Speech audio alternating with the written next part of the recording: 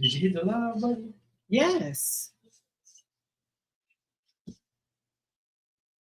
Ain't live. Didn't hit live. Go back.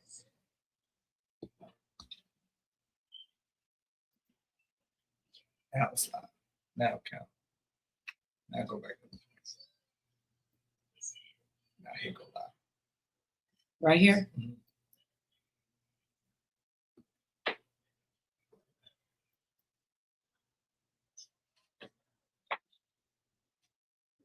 Hello, hello. Evelyn Johnson here with In the Beginning, Incubator and Fun, coming on with your Generational Wealth Wednesday tip. I'm excited about this tip because this kind of makes sense, and it's kind of what's going on in my life today. And so this is a great one. It gives you some very practical content, and so it is pretty good. And it's just about the process of giving every dollar a job. And that's interesting because, and when I say it's interesting for me, it's because today I got up with, my prayers going up and things of that nature, and I knew every specific thing that I needed to get done today financially. And I was like, Lord, I need some extra help with this process.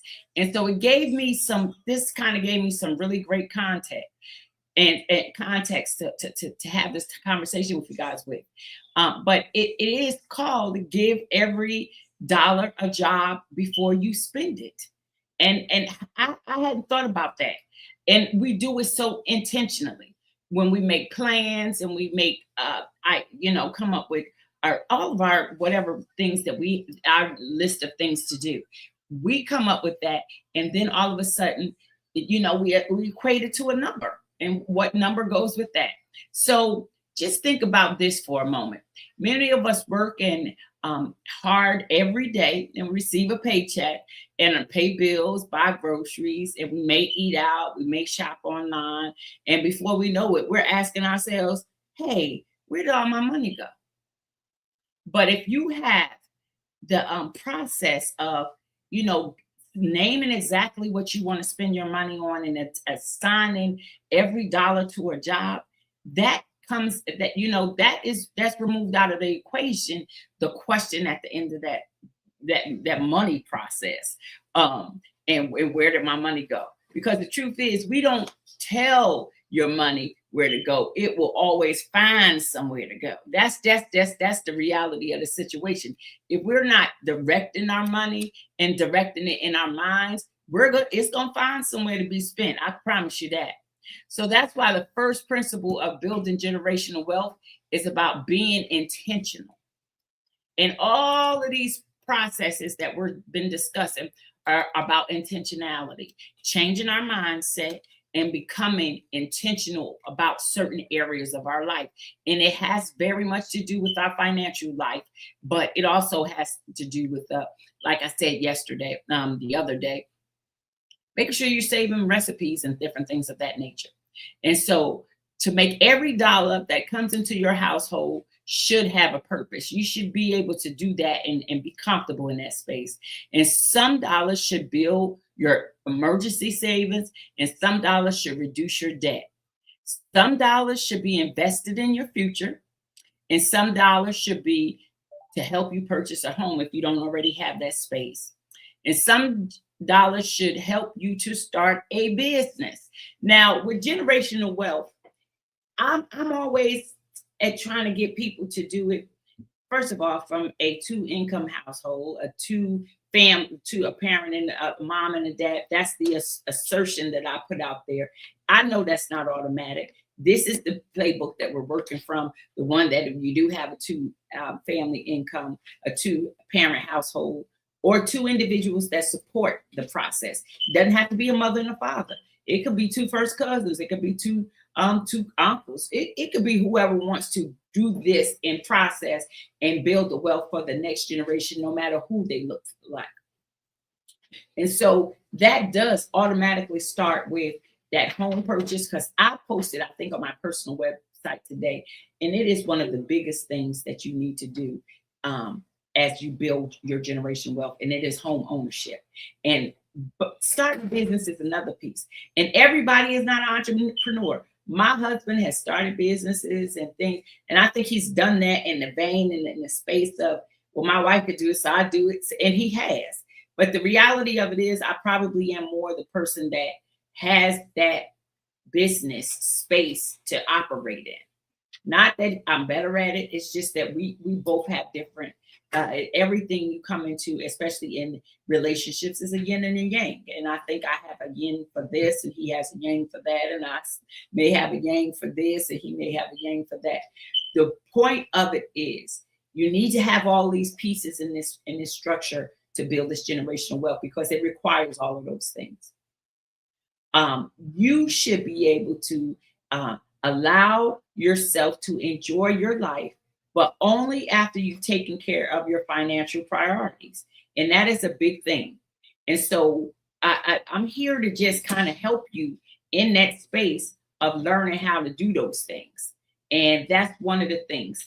And yes, some dollars should be, you should set aside, make sure you have money for enjoyment, because that's part of this process of building generational wealth and being able to rest in. I do enjoy some things, and you have to be able to balance that out. And so I'm not telling you to take every money and put it towards this space.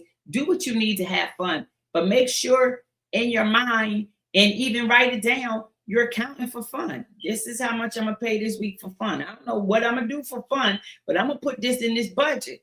And I'm gonna say, okay, this is how much I'm gonna spend for fun, and it better be something fun that I can line up in this budget. You have to start thinking in those terms. And the goal isn't just to earn more money. The goal is to make every dollar work for you.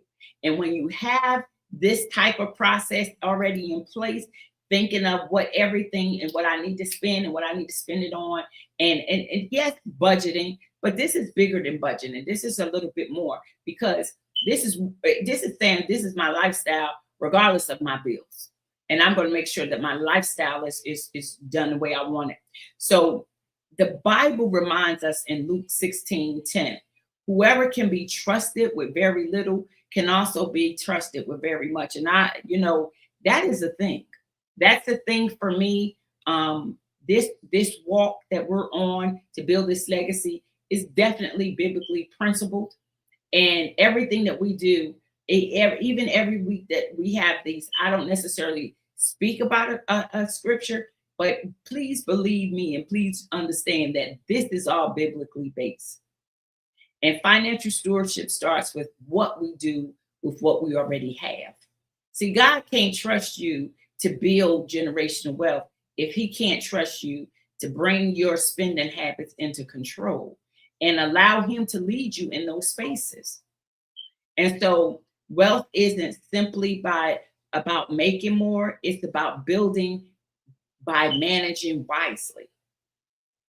So we're changing mindsets with this process and learning how to build wisely and to manage what we already have so that we prepare for what we get ready to come into. And that's why in the beginning in ITB, we don't just talk about money. We teach people how to manage it, how to grow it, and how to use it to build a legacy. And part of that process is speaking to your mind, understanding certain things that mindsets have to change, and then making and giving you some tools that can help you support that. Through ITB, the generational wealth process, we're going to be talking about financial literacy, so much more: entrepreneurship, home ownership, preparation, credit education, business startup assistance, the Kiva process, and connecting with capital resources through financial partners, including ACA, which is one of our partners, and our signature hand-holding approach. That's what makes ITB different. Just so if you didn't know, we really get into the nitty-gritty in there with you. We get into the dirt with you, so you're not doing this alone, because that was one of my biggest things. I was so scared, even in building this process out, that it was very lonely, and I didn't get a lot of pieces done until I decided to accept it, until I allowed myself to have a team. And so in September, we'll be launching a generational wealth community program where we will be spending 4 months helping participants build the knowledge and habits needed to create lasting financial change. And this week's challenge, just so it is, before this day ends, look at your income and ask yourself, did every dollar I use have a purpose? And if not, start today. Because every dollar you manage wisely today becomes a building block for tomorrow's legacy. And that's the premise we build it. This is not anything that's going to happen overnight. No wealth development, any of that happened there. I don't know real true overnight successes or anything. It's going to take the work, and it is going, as my daughter said, it is going to be what it is. It is going to be what it is. So this week, I want you to make sure that you're thinking in those terms, because every dollar that you manage wisely today becomes a building block for tomorrow's legacy. And remember, generational wealth isn't built in one day. It's built by one decision and one habit and $1 at a time. So I'm Evelyn Johnson, and I'm the CEO of In the Beginning Incubator. Please go and purchase a copy of my book online, the blueprint, as you can on Amazon. It's still there before we move it to another few platforms. But visit us at inthebeginningco.com/generational wealth and join the generational wealth movement. Have a wonderful rest of your day. And remember, don't just make money. Make your money make a difference for your family, for your future, and generations to come. And again, I'm Evelyn Johnson and the CEO of In the Beginning Incubator, located here in Richmond, Virginia, and Morgantown, West Virginia. This is your Wednesday generational wealth money tip. Have a great day. Use it. Use it.